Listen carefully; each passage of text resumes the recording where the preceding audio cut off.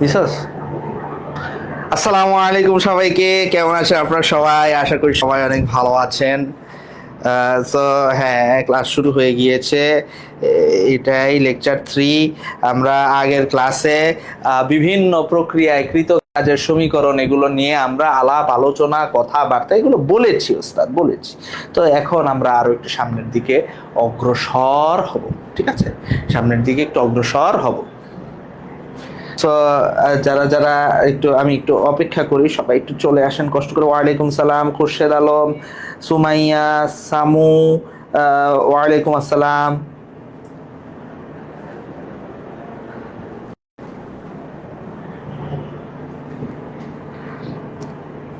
হাসনা হোসেন, ওয়ালাইকুম সালাম।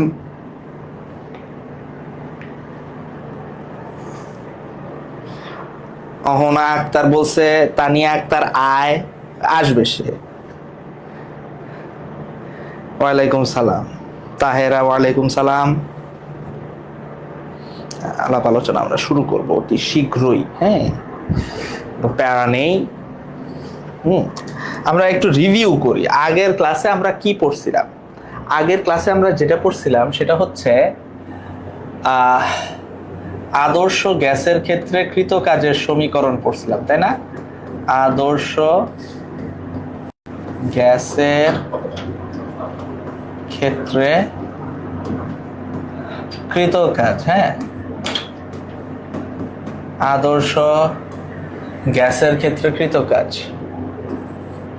Work done for ideal gas. এটা আমরা দেখছিলাম। এটা কি ছিল? W is equal to integral PDV. এটা হচ্ছে আমার সাধারণ সমীকরণ, তাই না? এবং কৃত কাজের জন্য আমরা আরো দুইটা সমীকরণ দেখছিলাম। একটা হলো সমচাপ প্রক্রিয়ায় কৃত কাজ, সমচাপ প্রক্রিয়ায়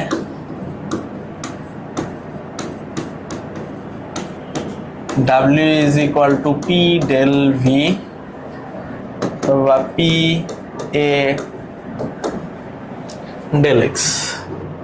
আরেকটা আমরা পড়ছিলাম সমআয়তন প্রক্রিয়ায়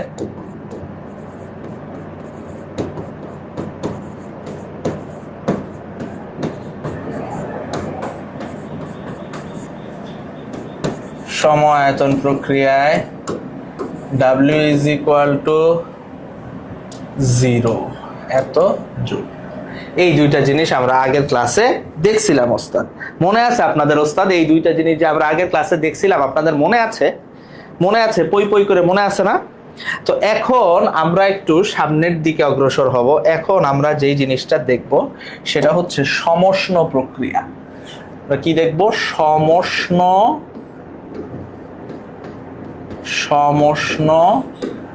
প্রক্রিয়া।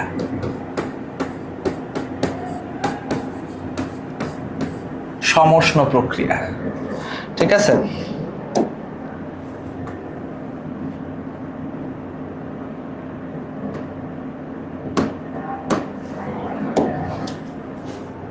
Isothermal process.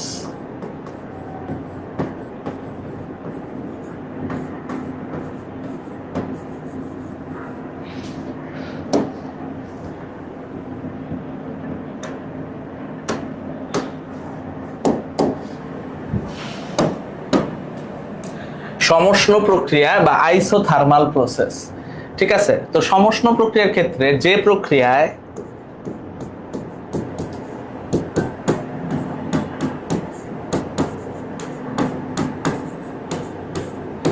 ব্যবস্থার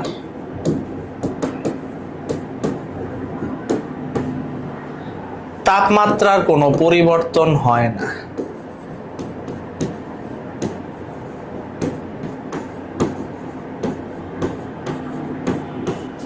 কোনো পরিবর্তন হয় না, তাকে আমরা কি বলবো? সমষ্ণ প্রক্রিয়া বলবো ওস্তাদ। হ্যাঁ, তাহলে সমষ্ণ প্রক্রিয়ায় del T is equal to 0 বা টি ইজ ইকুয়াল টু কি?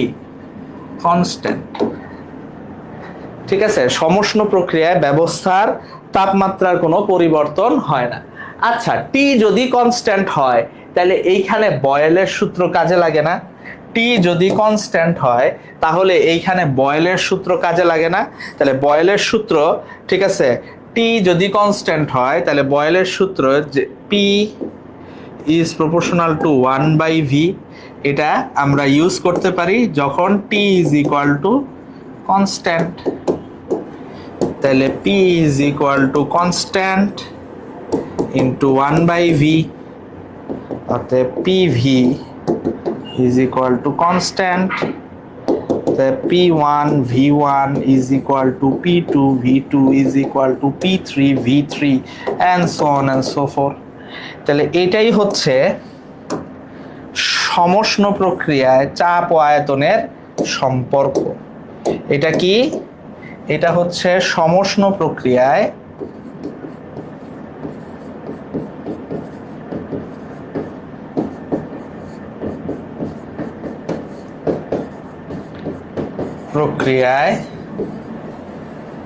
চাপ ও আয়তনের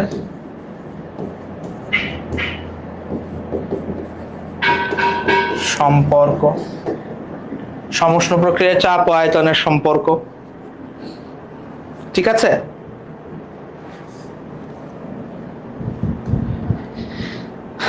ওকে, এবার দেখেন সমষ্ণ প্রক্রিয়া আমরা একটু কৃত কাজ বের করার চেষ্টা করি। ঠিক আছে, সমষ্ণ প্রক্রিয়ায় আমরা একটু কৃত কাজ বের করার চেষ্টা করব। হ্যাঁ, সমষ্ণ প্রক্রিয়ায় আমরা একটু কৃত কাজ বের করার চেষ্টা করব। এটা একটু ছোট করে নিয়ে আসি।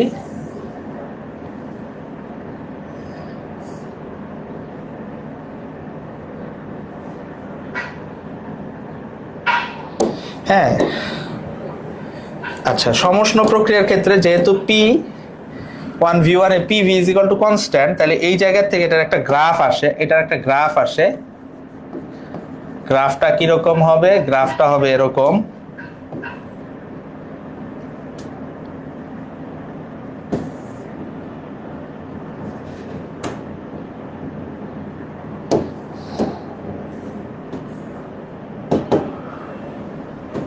এই পয়েন্ট এ, এটা যদি পয়েন্ট বি হয় তাহলে এরিয়া আন্ডার দ্য কার্ভ এটা। ঠিক আছে,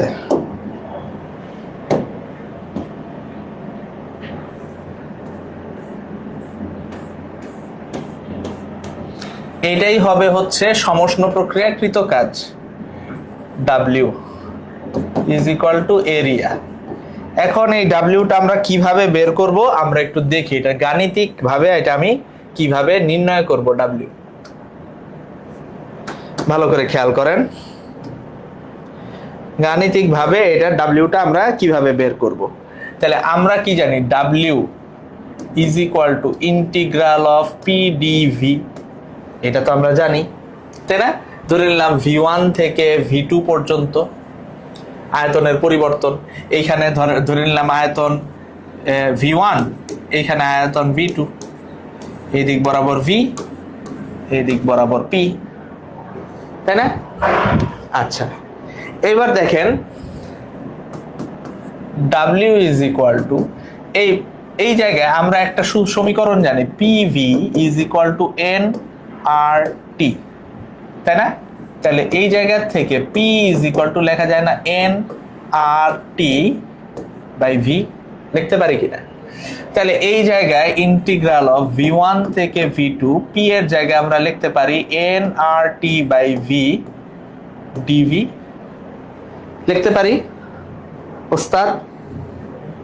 আচ্ছা, এবার দেখেন W is equal two nRT, তিনটাই কি কনস্ট্যান্ট, তাহলে এটা বাইরে চলে আসে। ইন্টিগ্রাল অফ V1 থেকে V2 1/v dv, লেখা যায় কিনা? অবশ্যই লেখা যায়। ঠিক আছে, এখন আমি আপনাদেরকে একটা সমীকরণ বলি, মনে রাখবেন। Integral of 1/x dx is equal to ln x plus C. ঠিক আছে, একটু সাইড করে লিখি, integral of 1/x dx is equal to ln x plus C, বা natural log of x. Ln মানেই ন্যাচারাল লগ। ঠিক আছে, সাইড নোট আর কি। তাহলে এই জায়গা থেকে আমরা লিখতে পারি না w is equal to n r t loan,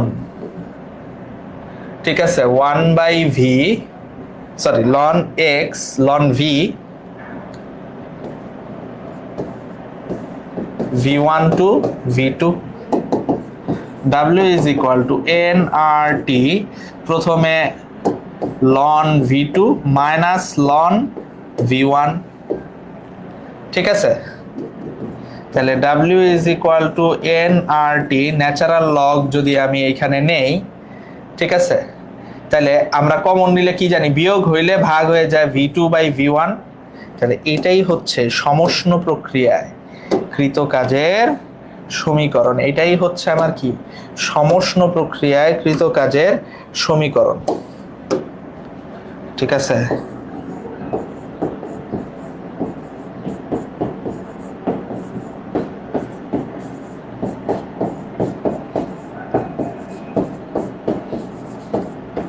এই চ্যাপ্টারে প্রচুর থিওরি, প্রচুর থিওরি। দেখেন আমরা কিন্তু এখনো ম্যাথে ঢুকতেই পারিনি, আজকেও মনে হয় না ঢুকতে পারবো, আরেকদিন লাগবে।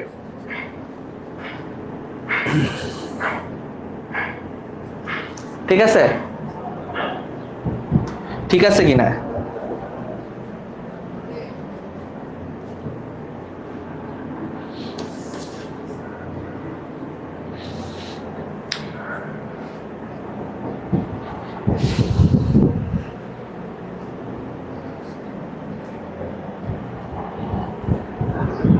ঠিক আছে,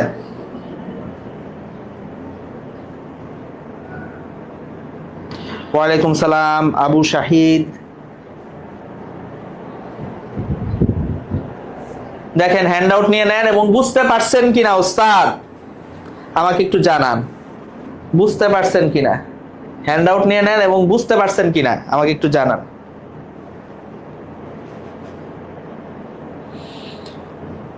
হিকমা হামিম, বুঝেন নাই? কোথায় বুঝেন নাই আমাকে একটু বলেন, কোথায় বুঝেন নাই আমাকে একটু বলেন ওস্তাদ, কোথায় বুঝেন নাই বলেন।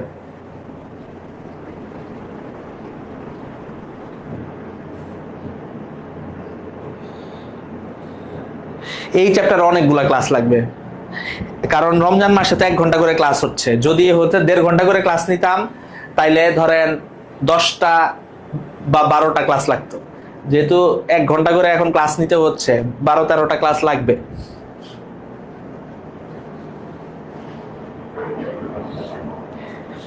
লাস্টের টুকু, এই যে এই অংশটুকু বুঝেন নাই, এখানে ইন্টিগ্রেশন করছি ওস্তাদ, ইন্টিগ্রেশন করছি। ইন্টিগ্রেশন 1/x dx কি ln x প্লাস c, তাহলে integration 1/v dv, integral of 1/v dv, এটা কি হবে ln v v1 to v2। ঠিক আছে, ওকে। তাহলে প্রথমে আপার লিমিট তারপর লোয়ার লিমিট বসায় বিয়োগ করতে হবে, একটা আরেকটার থেকে বিয়োগ করলাম। আর আপনারা তো জানেন যে আমরা যদি হচ্ছে এরকম হয় ln x minus ln y, এর মানে হইল ln x বাই y। এটুকু তো আপনারা জানেন, এগুলো তো 7-8 এর পড়া, সূচক ও লগারিদম পড়ছেন না?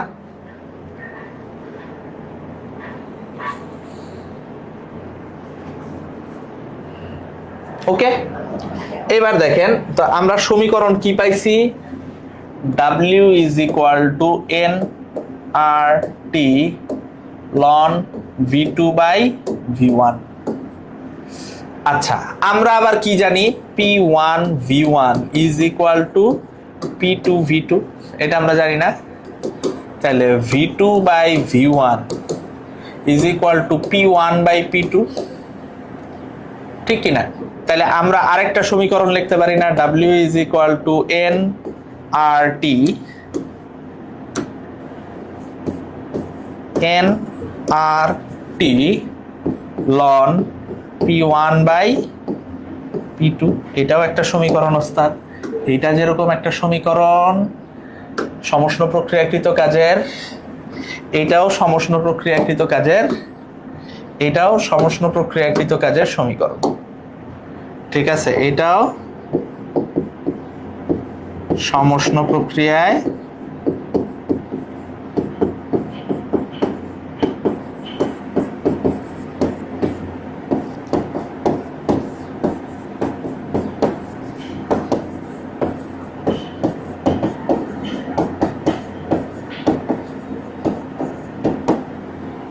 সমীকরণ। ঠিক আছে, আচ্ছা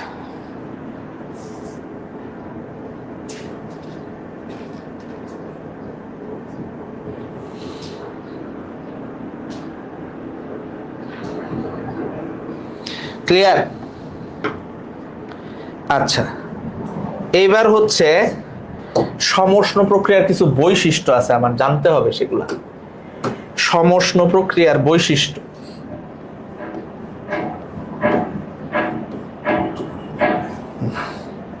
সমষ্ণ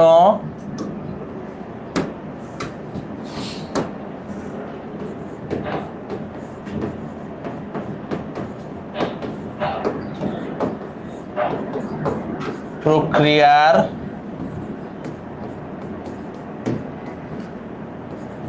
বৈশিষ্ট্য।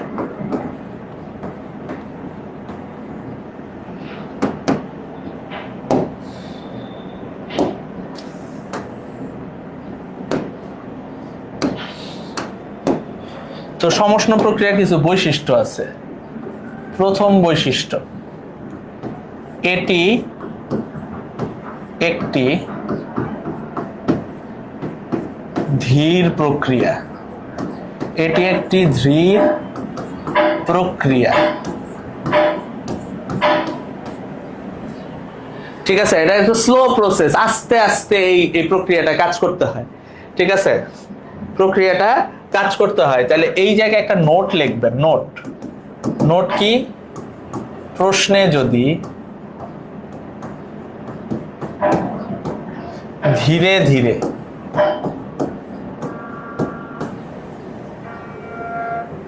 ঠিক আছে, প্রশ্নে যদি ধীরে ধীরে,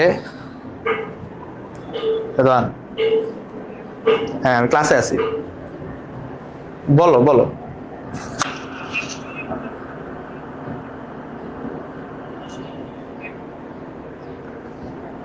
আচ্ছা,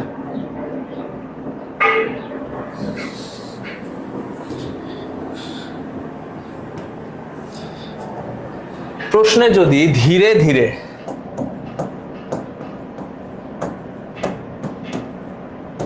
আস্তে আস্তে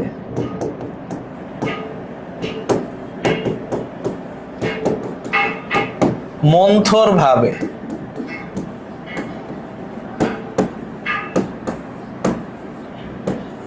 সহনশীল ভাবে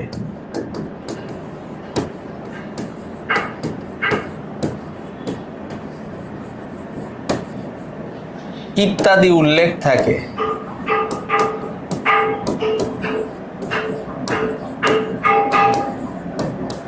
ইত্যাদি উল্লেখ থাকে, তবে সেটি একটি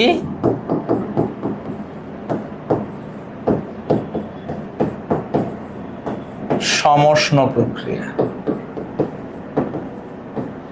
সমষ্ণ প্রক্রিয়া। তাহলে কি বলছি? এটা একটা ধীর প্রক্রিয়া।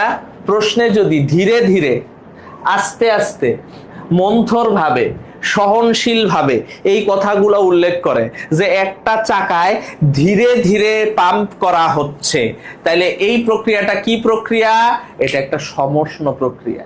ঠিক আছে, তাহলে প্রশ্নে যদি ধীরে ধীরে আস্তে আস্তে মন্থর ভাবে সহনশীল ভাবে এই ধরনের শব্দ উল্লেখ করে যেই প্রক্রিয়াটার কথা বলবে, সেই প্রক্রিয়াটাকে আমার চোখ বন্ধ করে কি প্রক্রিয়া ধরতে হবে ওস্তাদ? সমষ্ণ প্রক্রিয়া ধরতে হবে। বুঝাইতে পারছি?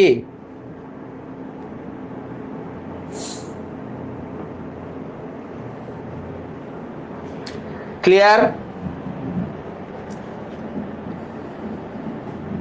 তারপর ব্যবস্থাটি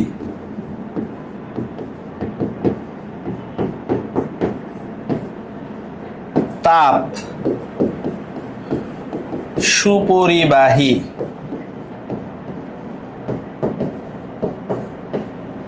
পদার্থ দ্বারা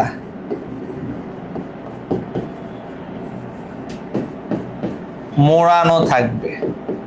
ব্যবস্থাটি তাপ সুপরিবাহী পদার্থ দ্বারা মোড়ানো থাকবে যাতে টেম্পারেচার অ্যাডজাস্ট হয়। এই জন্য হিট কন্ডাক্টিভ ম্যাটেরিয়াল যেগুলো আছে সেগুলো দ্বারা এটা মোড়ানো থাকতে হবে, র্যাপ থাকতে হবে। ঠিক আছে? আচ্ছা, এইখানে একটা কথা, del U is equal to 0। এখানে ডেল ইউটা কি? অন্তঃস্থ শক্তি, অন্তঃস্থ শক্তি বা অভ্যন্তরীণ শক্তি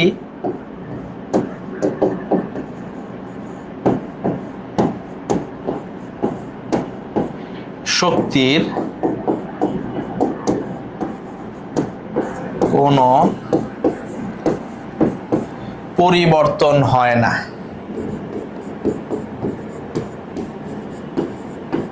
পরিবর্তন হয় না। অন্তঃস্থ শক্তি বা অভ্যন্তরীণ শক্তির কোনো পরিবর্তন হয় না।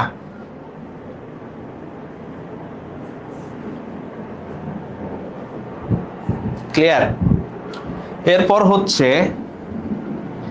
মাধ্যমের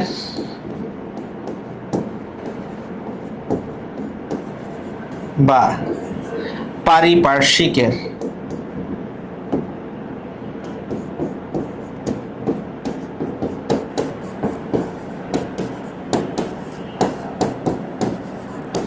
তাপ ধারণ ক্ষমতা বেশি হবে।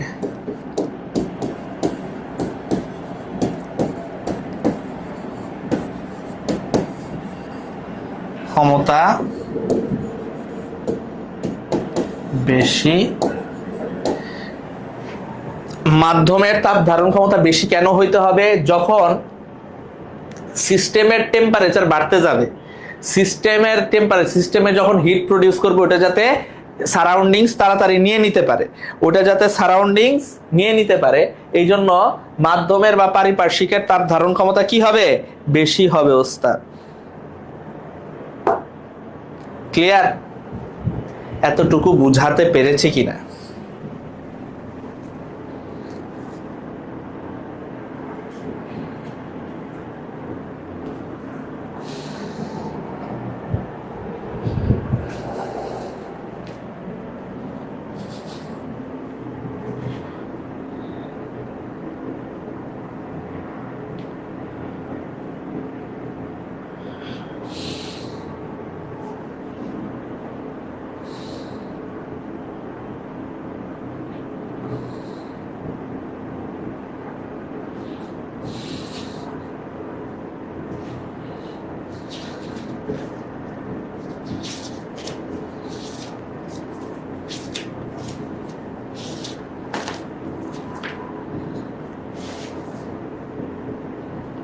ক্লিয়ার? হ্যান্ডআউট নেওয়া হয়েছে? ওস্তাদেরা হ্যান্ডআউট নিছেন সুন্দর করে? আচ্ছা, এতটুকু বুঝাইতে পারছি। এখন আমরা যে বিষয়টা নিয়ে কথা বলবো সেটা হলো চক্রীয় প্রক্রিয়া।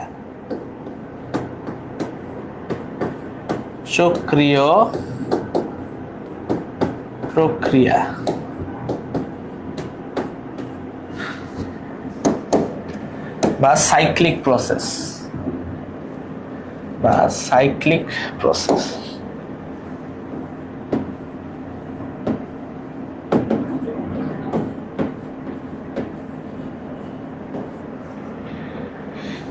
চক্রীয় প্রক্রিয়া বা সাইক্লিক প্রসেস। ঠিক আছে?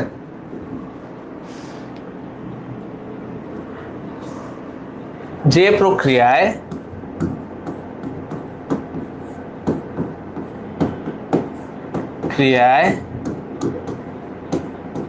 যে প্রক্রিয়ায়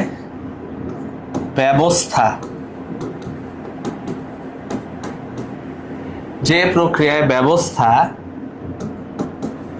পূর্বের তাপগতীয় স্থানাঙ্কে ফিরে আসে।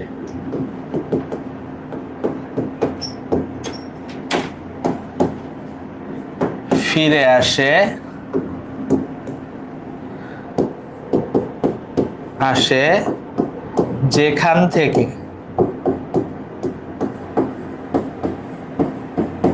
প্রক্রিয়া শুরু হয়েছিল।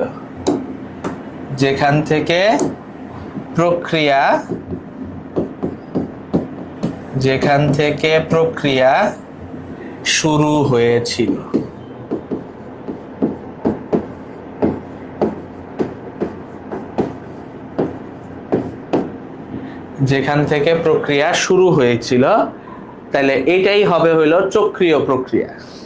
তো সাইক্লিক প্রসেস অনেকটা এরকম, আমি যদি এরকম একটা প্রসেস ধরি, ঠিক আছে, বিভিন্ন ধরনের সাইক্লিক প্রসেস আছে, ঠিক আছে, বিভিন্ন ধরনের সাইক্লিক প্রসেস আছে।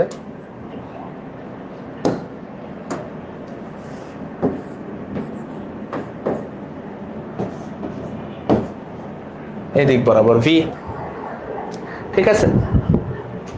তো ধরলাম এ একটা প্রসেসের শুরু, এইখান থেকে সে এই দিকে একটা প্রসেসে এই বিন্দুতে বিতে গেছে, বি থেকে সে এই দিকে আবার একটা প্রসেসে এখানে ফিরে আসছে।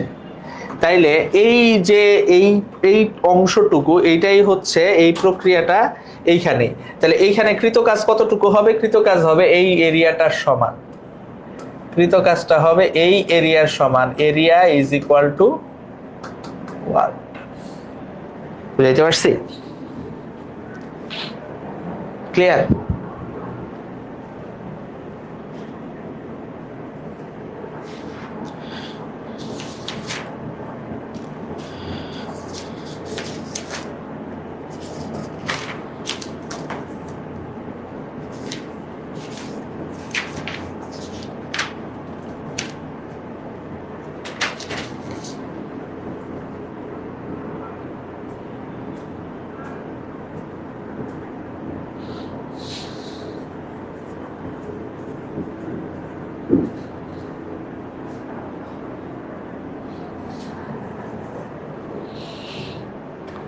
বুঝাইতে পারছি?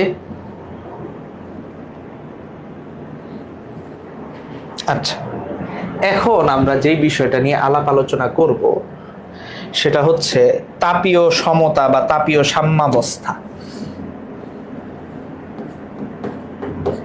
তাপীয় সমতা বা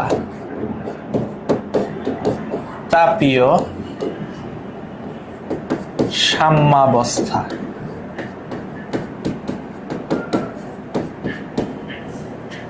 ঠিক আছে, তাপীয় সাম্যাবস্থা, ইংরেজিতে এটাকে বলা হয় থার্মাল ইকুইলিব্রিয়াম।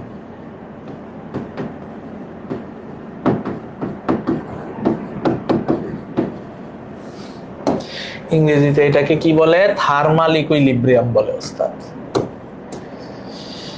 বুঝাইতে পারছি?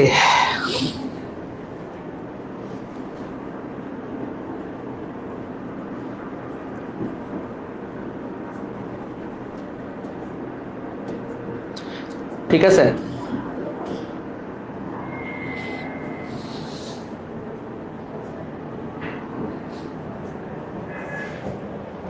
আচ্ছা, তাপীয় সাম্যাবস্থা কি? একটি ব্যবস্থা তখনই তাপীয় সাম্যাবস্থায় থাকবে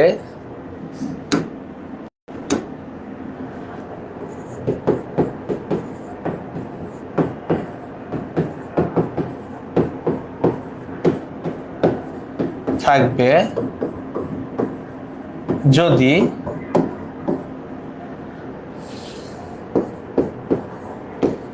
ব্যবস্থাটির মধ্যে কোনো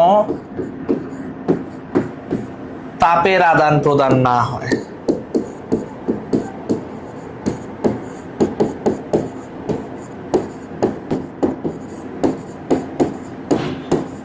প্রদান না হয় এবং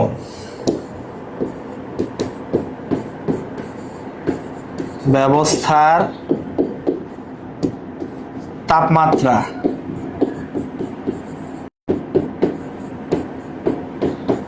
ধ্রুব হয়। একটি ব্যবস্থা তখনই তাপীয় সাম্যাবস্থায় থাকবে যদি ব্যবস্থার মধ্যে কোনো ধরনের তাপীয় আদান প্রদান না হয় এবং ব্যবস্থার তাপমাত্রা ধ্রুব হয়। ঠিক আছে? আচ্ছা, এটাকে আমরা একটু অন্যভাবে বলতে পারি যে ঠিক আছে,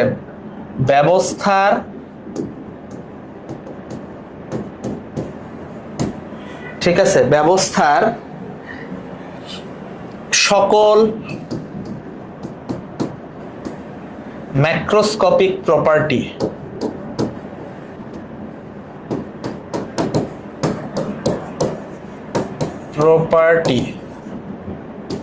যখন ধ্রুব থাকে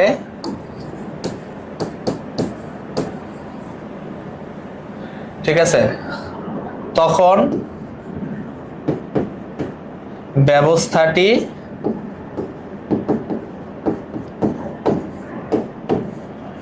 তাপীয় সাম্যাবস্থায়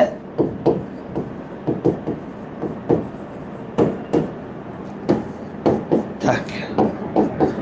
ব্যবস্থার সকল ম্যাক্রোস্কোপিক প্রপার্টি যখন ধ্রুব থাকে। তাহলে ম্যাক্রোস্কোপিক প্রপার্টি কি? পি, ভি, টি, এম, এন এই সব যদি কনস্ট্যান্ট হয় ঠিক আছে, তাহলে ব্যবস্থা তাপীয় সাম্যাবস্থায় থাকবে। আচ্ছা, একটা আইসোলেটেড সিস্টেম বা বিচ্ছিন্ন ব্যবস্থা ঠিক আছে, একটা আইসোলেটেড সিস্টেম বা বিচ্ছিন্ন ব্যবস্থা, এটার ভিতরে গ্যাস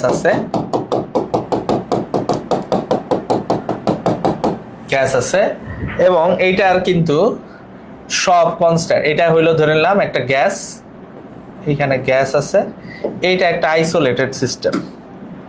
এটা আইসোলেটেড সিস্টেম বা বিচ্ছিন্ন ব্যবস্থা।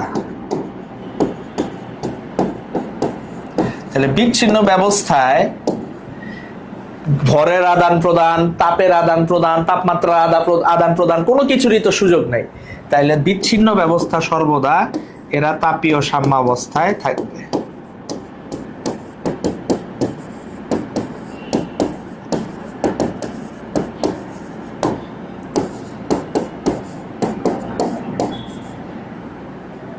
ঠিক আছে?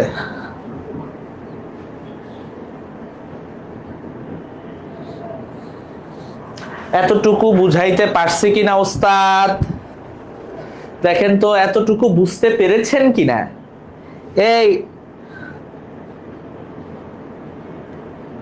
এই তানিয়া, অহনা, আপনারা বুঝতে পারছেন কিনা? রুদ্র, মুমতাহিনার লেট হয়ে গেছে।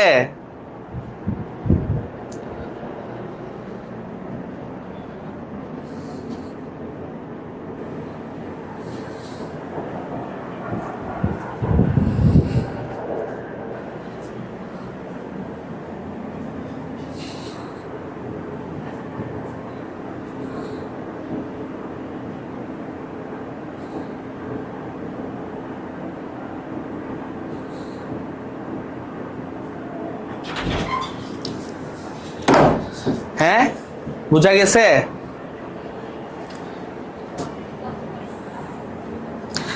হ্যাঁ, জেবা বুঝতে পারছেন। আচ্ছা, এখন এরকম যদি হয় যে দুইটা ব্যবস্থা ঠিক আছে, ধরেন এই একটা ব্যবস্থা,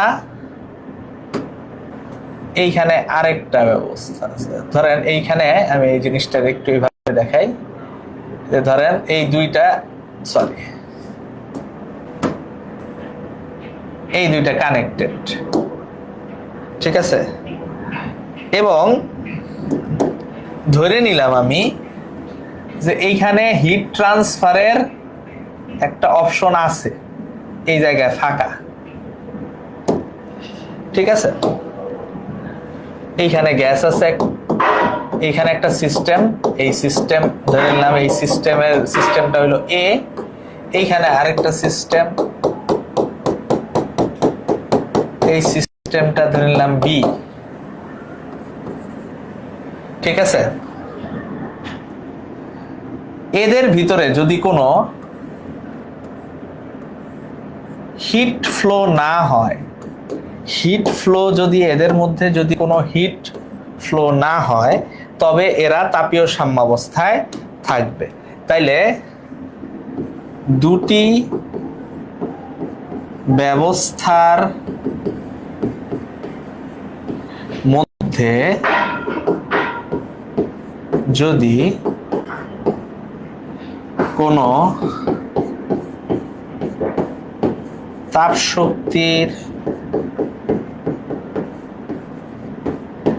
আদান প্রদান, দুটি ব্যবস্থা একে অপরের সংস্পর্শে থাকা অবস্থা, দুটি ব্যবস্থা একে অপরের সাথে যুক্ত থাকলে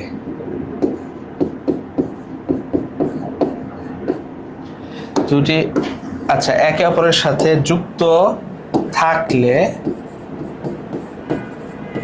যদি কোনো তাপ শক্তির আদান প্রদান না হয়,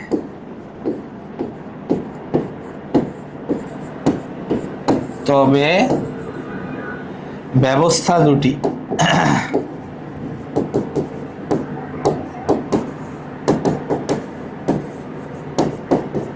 তাপীয় সাম্যাবস্থায়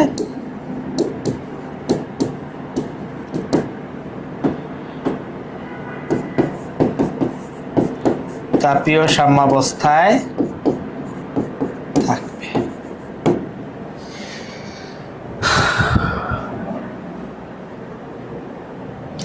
দুটি ব্যবস্থার না, দুটি ব্যবস্থা,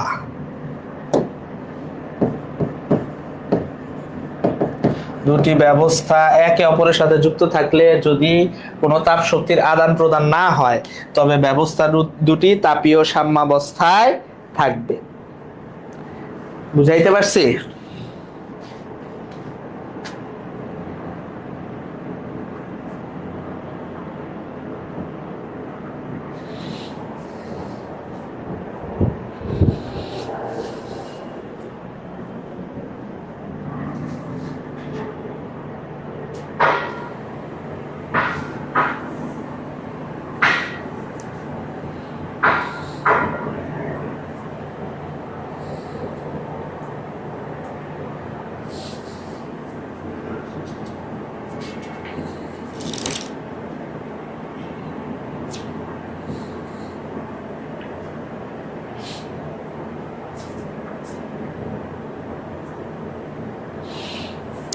ক্লিয়ার? ক্লিয়ার কিনা?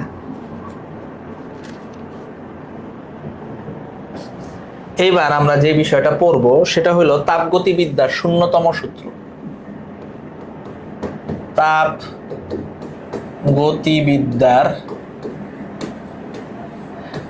তাপগতিবিদ্যার টোটাল সূত্র আছে 4টা।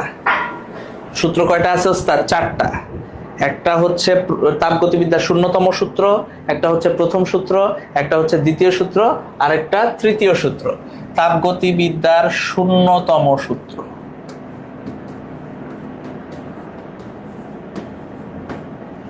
ঠিক আছে, বা zeroth law of thermodynamics, zeroth law of thermodynamics.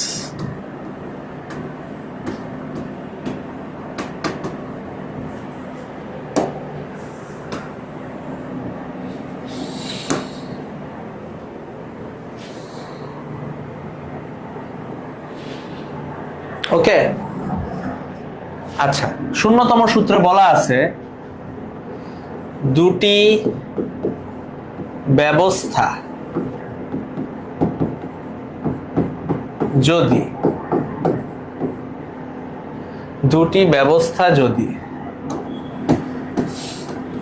তৃতীয় কোনো ব্যবস্থার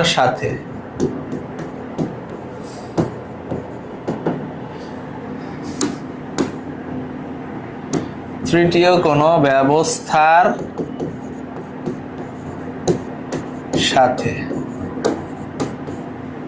পৃথক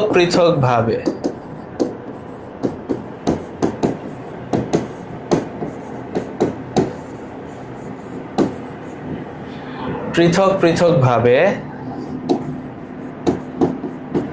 তাপীয় সাম্যাবস্থায় থাকে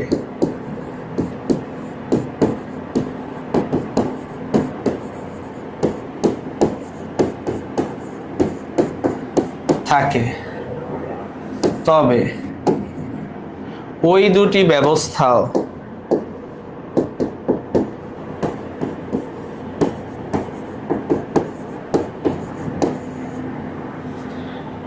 ব্যবস্থাও পরস্পর তাপীয় সাম্যাবস্থায় থাকবে।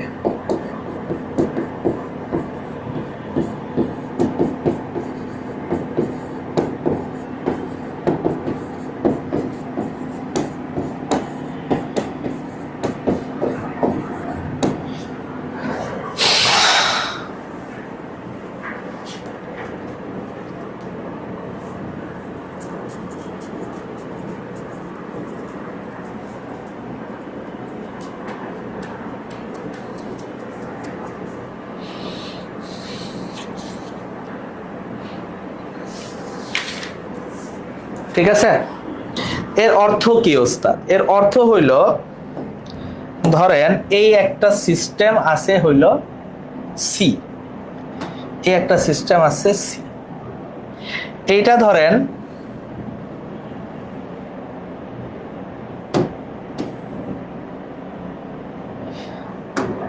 এ এর সাথে সি কানেক্টেড,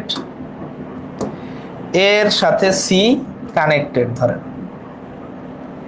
আবার বি এর সাথেও সি কানেক্টেড ধরেন, আপনি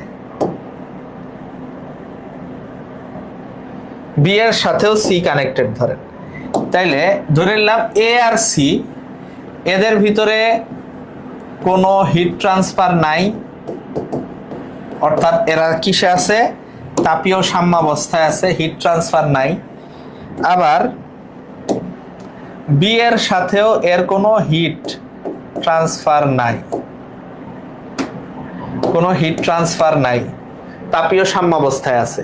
তাহলে এর সাথে সি তাপীয় সাম্যাবস্থায় আছে, বি এর সাথে সি তাপীয় সাম্যাবস্থায় আছে, তাহলে অবশ্যই এ আর বিও তাপীয় সাম্যাবস্থায় থাকবে।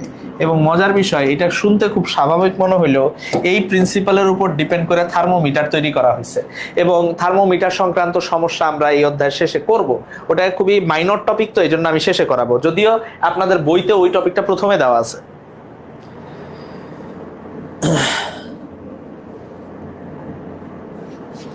শূন্যতম কেন ধরা হয়েছে? কারণ হইলো এটা এই জায়গায় শূন্যতম টপিক ধরা হয়েছে, এটার কারণ হচ্ছে আপনার এটা ভালো কথা বলছে, শূন্যতম কেন, ঠিক আছে, এটা আমি এখনই গুগল করব আপনার সামনে, আমি জানি না, আমি নিজেও জানি না। দেখেন, আমি আপনাদেরকে একটা কথা বলি, ধরেন আপনি আমাকে একটা প্রশ্ন করলেন, প্রশ্নের উত্তর আমি দিতে পারলাম না, আমি বললাম আমি জানি না, তাতে কি আমার সম্মান কমবে আপনাদের কাছে? আমি কি সব জানবো না? আপনি বলেন, আপনি আমাকে একটা প্রশ্ন করলেন, আমি যদি বলি ভাই আমি জানি না, আমি জেনে জানাবো, তাতে কি আমার সম্মান আপনার কাছে কমবে? ইনশাল্লাহ কমবে না। আমি একটু এখনই গুগল করব। ঠিক আছে?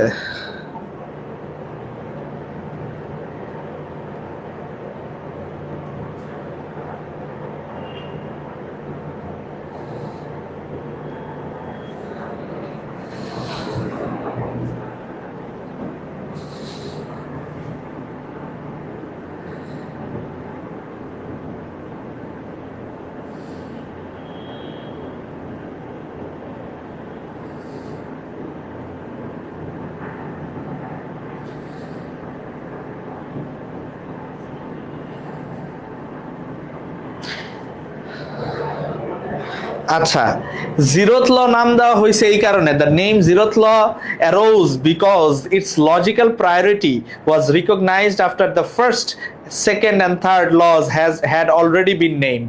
অর্থাৎ প্রথম তিনটা ল যখন আসার পরে এই লটা আসছে, তাহলে এইটাতে ফোর্থ ল নাম দেওয়ার কথা, তাই না? কিন্তু দেখা গেল ফান্ডামেন্টালি এই ফার্স্ট, সেকেন্ড, থার্ড এই তিনটা লয়ের চেয়ে এটা আরো বেসিক একটা জিনিস, আরো ফান্ডামেন্টাল একটা জিনিস। তো ফার্স্ট ল এর আগে এই জন্য এটার নামকরণ করা হয়েছে জিরোথ ল। ফার্স্ট ল এর আগে সায়েন্টিস্টরা এটা ইনসার্ট করছে। বুঝাইতে পারছি?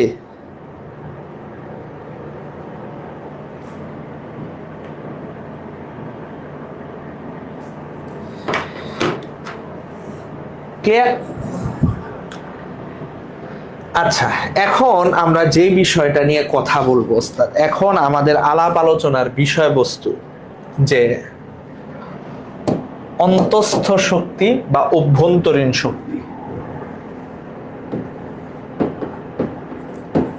অন্তঃস্থ শক্তি, শক্তি বা অভ্যন্তরীণ শক্তি। অভ্যন্তরীণ শক্তি, অন্তঃস্থ শক্তি বা অভ্যন্তরীণ শক্তি, ইন্টারনাল এনার্জি।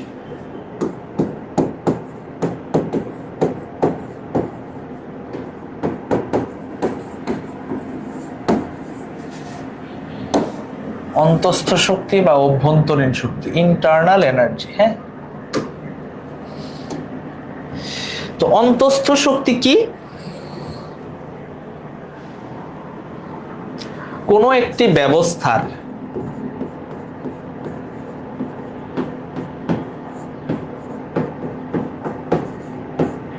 কোনো একটি ব্যবস্থার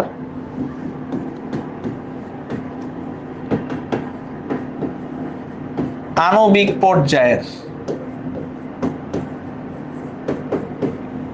কোনো একটি ব্যবস্থার আণবিক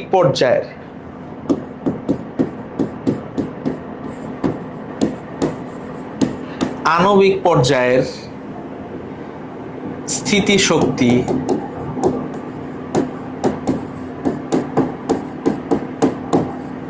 কোন একটি ব্যবস্থার আণবিক পর্যায়ের স্থিতিশক্তি,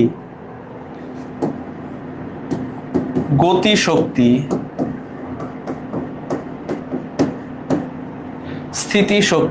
গতিশক্তি এবং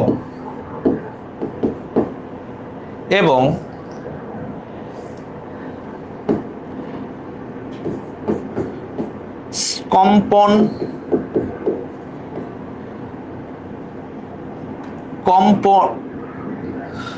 কি জানি ধুর স্থিতিশক্তি, গতিশক্তি এবং স্পন্দনশীল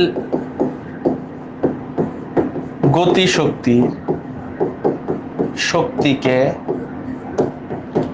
সামগ্রিকভাবে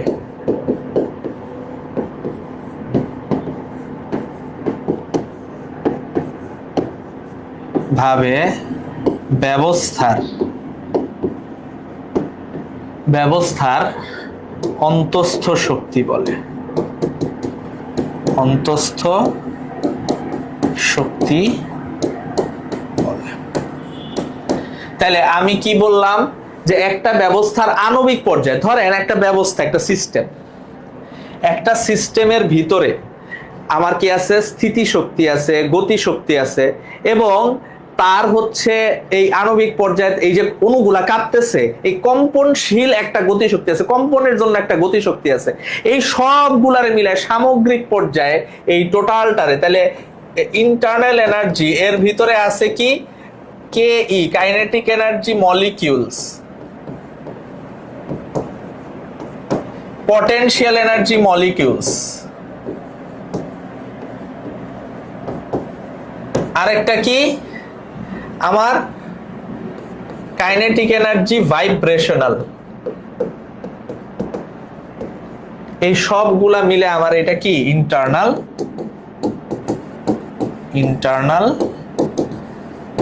এনার্জি। এই সবগুলা মিলে আমার কি ইন্টারনাল এনার্জি। বুঝাইতে পারছি? এই সবগুলা মিলে আমার ইন্টারনাল এনার্জি। ক্লিয়ার কিনা? ঠিক আছে, এই সবগুলা যদি আমি যোগ করি তাহলে সেইখান থেকে আমি ইন্টারনাল এনার্জি পাবো। ঠিক আছে, ঠিক আছে। তাহলে একটা সিস্টেমের টোটাল এনার্জি কি হবে? তো ধরেন একটা সিস্টেম আমার এই হইলো আমার গ্রাউন্ড লেভেল, ঠিক আছে, গ্রাউন্ড লেভেল থেকে একটা সার্টেন হাইটে উপরে আমার একটা সিস্টেম রাখা আছে, এখানে একটা সিস্টেম আছে, এবং এই পুরা সিস্টেমটা ভি বেগে গতিশীল, ভি পুরা সিস্টেমটা কত হাইটে, এইচ হাইটে রাখা আছে। এটাকে এইচ হাইটে থাকা অবস্থায় এটা ভি বেগে গতিশীল। তাইলে এইখানে টোটাল এনার্জি কি হবে? টোটাল এনার্জি হবে এই পুরা সিস্টেমের potential energy system plus kinetic energy system plus internal energy. এখন এই ইন্টারনাল এনার্জির ভিতরে কি কি আছে? ইন্টারনাল এনার্জির ভিতর কি কি আছে? মলিকুলার। ইন্টারনাল এনার্জি হলো molecular level energies, molecular level energies. তাহলে এর ভিতরে কি কি আছে? এর ভিতরে আছে হইলো আমার kinetic energy molecules plus potential energy molecules plus vibrational kinetic energy. ঠিক আছে,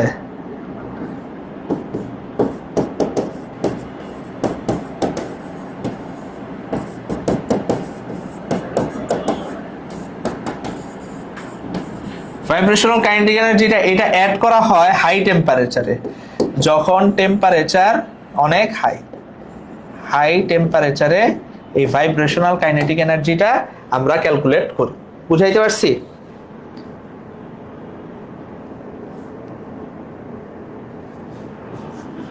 ক্লিয়ার? মলিকিউলস লিখছি ওস্তাদ, মলিকিউলস।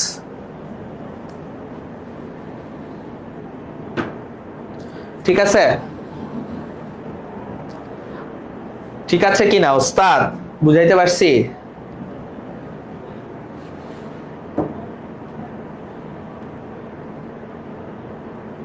ওকে, তো আমরা আজকে আর সামনে না আগাই, কারণ অনেক কিছু পড়ায় ফেলছি। ঠিক আছে, আজকে আর সামনে না আগাই, আমার একটু পরে ক্লাস আছে। সো আজকের মতো এখানেই সমাপ্ত। আগামী অনুষ্ঠান দেখার আমন্ত্রণ জানিয়ে এখানেই শেষ করছি। আসসালামু আলাইকুম ওয়া রাহমাতুল্লাহি ওয়া বারাকাতুহু।